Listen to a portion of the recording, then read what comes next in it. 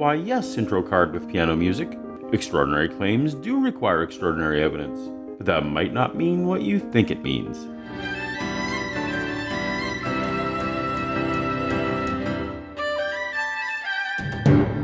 Welcome to Paulogia, where a former Christian takes a look at the claims of Christians.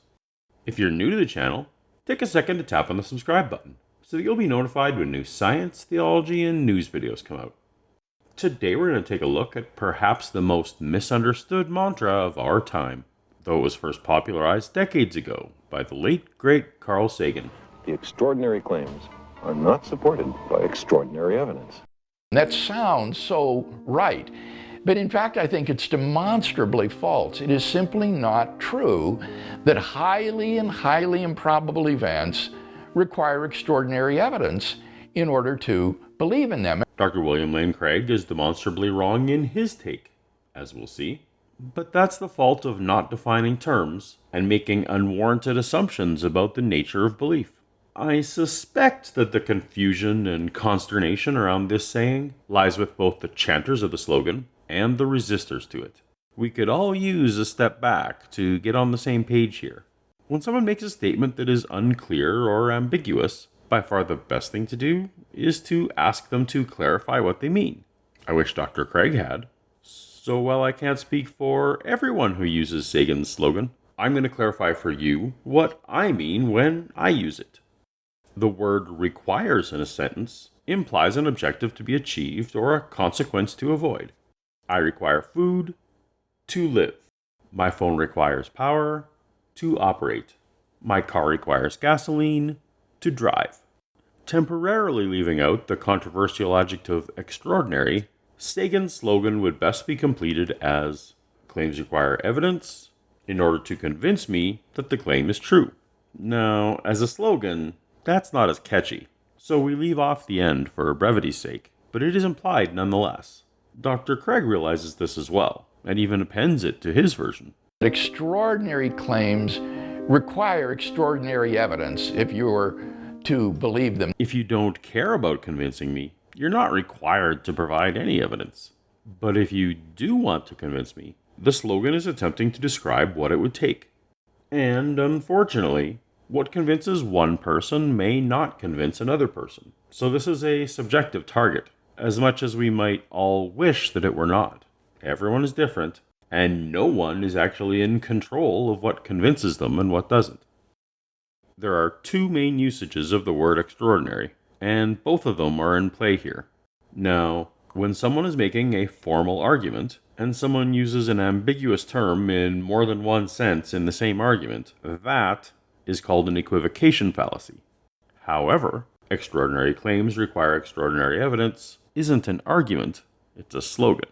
Consider the saying, when the going gets tough, the tough gets going.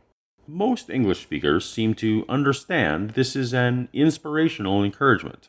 When difficult times come, those with fortitude take action.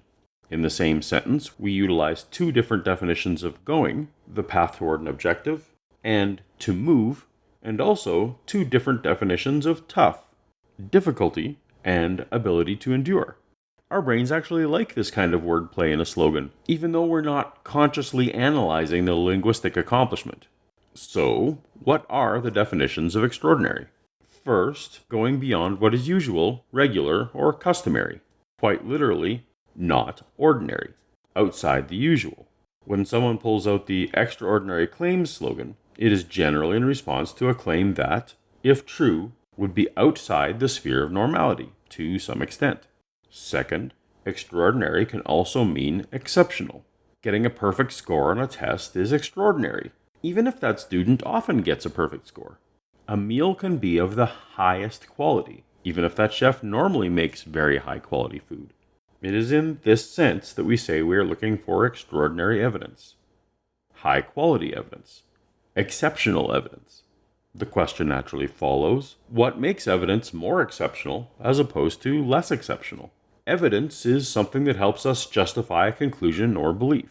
More formally, the Stanford Encyclopedia of Philosophy expresses that if E is evidence for some hypothesis H, then E makes it more likely that H is true. In such circumstances, E confirms H. So, evidence that increases the likelihood of a hypothesis just a little is less exceptional than evidence that increases the likelihood a lot. Exceptional evidence points more uniquely to a particular conclusion. To put a fine point on it, when I say extraordinary evidence, I mean evidence that very highly corroborates a specific hypothesis.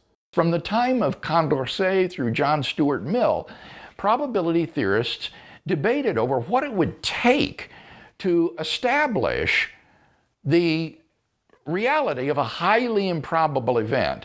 And they realized very quickly that if you require that extraordinary events require extraordinary evidence, then we would be prevented from believing many ordinary but highly improbable events that happen all the time. All right, well, Dr. Craig is already making some problematic substitutions, putting words into the mouth of someone else. This is the opposite of asking for clarification from your interlocutor.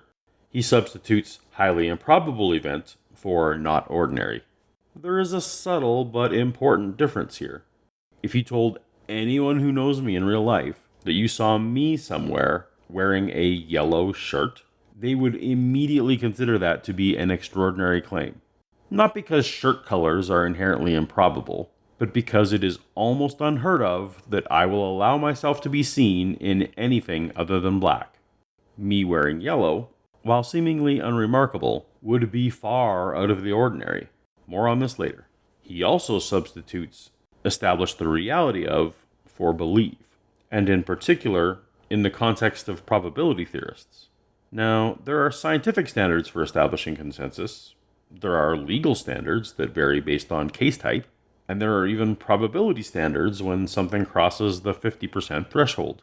None of these necessarily have any impact on an individual person's credulity, on whether they personally will come to believe the claim.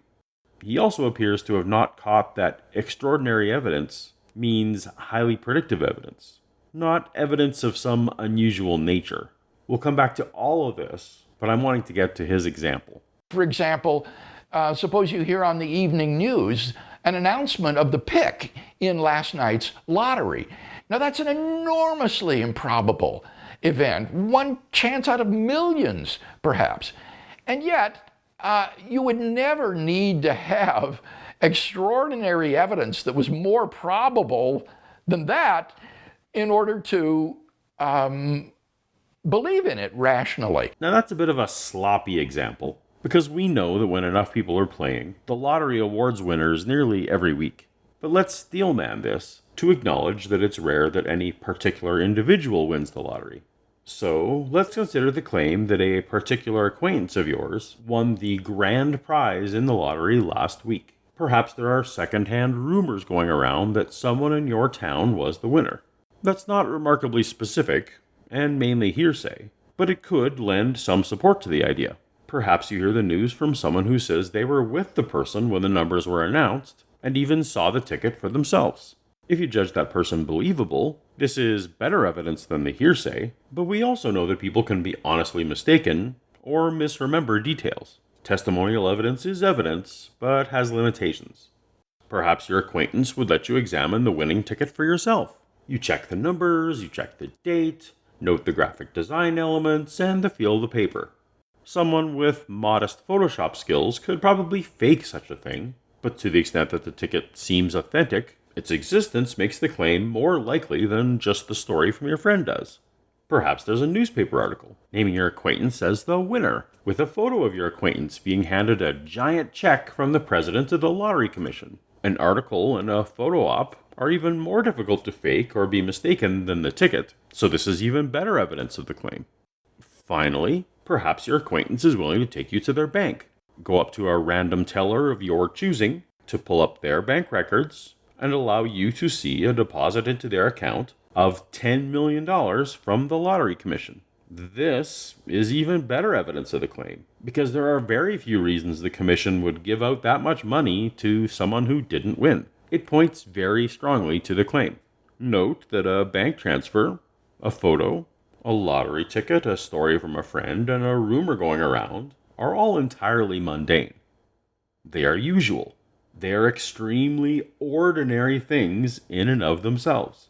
In fact, a photo in the newspaper is probably less day-to-day ordinary than a record of a financial transaction. But yet the more mundane bank transfer is actually the more convincing evidence. What makes these things more or less extraordinary, exceptional, as quality evidence, is the extent to which they make the claim more likely than not. Nothing intrinsic about what they are. Note that somewhere on this graph is the point at which you would believe the lottery claim, which should be determined by how out of the ordinary the claim seemed to you. If you know that your acquaintance routinely buys lottery tickets every single week, you might be convinced by the rumors alone. If your acquaintance routinely mocks and laughs at the suckers playing the lottery, it might seem less ordinary and need more specific evidence. If your acquaintance is prone to exaggeration and hyperbole, you might want even more specific evidence. And if you're living in a high-stakes heist movie, perhaps even the bank deposit will seem suspect. The more the claim varies from what you personally expect, the more specifically affirming, the more extraordinary, the evidence must be to you. That's just the reality of how our brains work. Make sense? And for the sake of clarity and to cut down on comments, let's all acknowledge that evidence can stack or accumulate. If you saw the winning ticket yourself, and you saw an article in the newspaper, those things combined would be more convincing than either isolated scenario. But also keep in mind that the extent to which they stack will depend on the independence of said evidence, one's personal credulity, and other factors. So what probability theorists came to see is that you need to consider not only the intrinsic probability of the event. It's not only the intrinsic probability of an event, but also our personal experience and the claim's impact on other things we already believe. The intrinsic probability that my child would cause a disruption at school might very well be high.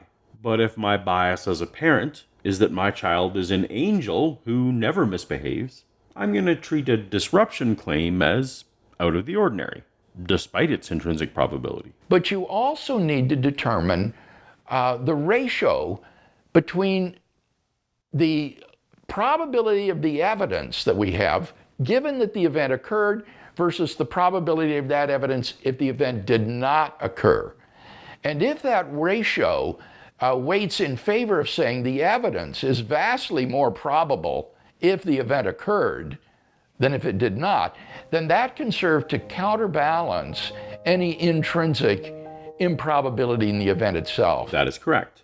For any claim, no matter how far from the ordinary we consider it, there is a point at which the quality of the evidence will overcome the gap of disbelief. If I personally observe my child being disruptive in class, that will be enough to erase even my deeply held notions about his behavioral range, even though the word of his teacher had failed to do so earlier. And so it's simply and demonstrably not the case that extraordinary events require extraordinary evidence. Dr. Craig didn't put forth what he means by extraordinary evidence, but if he means highly convincing evidence, then he's actually affirmed the slogan. If he meant evidence of a nature that is somehow intrinsically unusual, then he's fighting against something that I'm not saying. And that's why we are able to rationally believe in many extraordinary events on the basis of evidence that is not itself highly extraordinary. And here's where we run into the problem: the potential threat this slogan makes to one's feelings about the rationality of their beliefs. But consider person A. Person A believes in an all-powerful being, that this being routinely intervenes in the natural order of things, and that this being loves humans. For person A, there's nothing particularly out of the ordinary about this powerful being deciding to raise someone from the dead in order to demonstrate his love. For person A, this resurrection isn't an extraordinary claim, but rather a relatively ordinary one. And so, ancient writings based on second-hand reports is sufficient for them to believe.